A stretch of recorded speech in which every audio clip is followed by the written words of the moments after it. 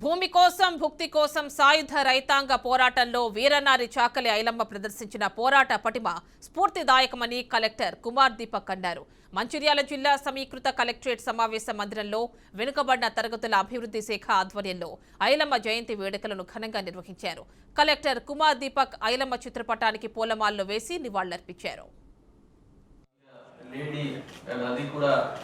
ఆ టైంకి social status లో చాలా కిందకి ఉన్న లేడీ నుంచి ఒక పోరాటం చేసేసి రైతుల హక్కుల గురించి మిగతా అధికారుల గురించి ఫైట్ చేసిన తర్వాత సేమ్ గా తెలంగాణ మూవ్మెంట్ లో రెప్లికేట్ అయ్యి తెలంగాణ వచ్చిన తర్వాత ఆ ఇచ్చిన సందేశాలు ఆ ఇచ్చిన పోరాటం నుంచి మనం ఏమైనా నేర్చుకుంటున్నాం. దానికి మన లైఫ్ లో మన ఆఫీషియల్ యాక్టివిటీలో కుల సంఘాలు రెగ్యులర్ యాక్టివిటీలో దానికి ఇంప్లిమెంట్ చేస్తే మన వచ్చిన తెలంగాణకి ఇంకా అభివృద్ధి ఎక్కువ జరుగుతుంది.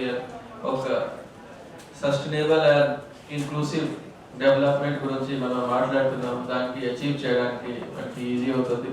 సో ఐ హోప్ చాకలి ఐలమ్మ గారికి జీవన చరిత్ర నుంచి మనం అందరు దానికి ఫాలో చేసేసి మన లైఫ్లో మన రాష్ట్రం కోసం మనతోటి ఎంత వరకు పాసిబుల్ అయితే ఖచ్చితంగా మంచి కంట్రిబ్యూషన్ చేస్తాము.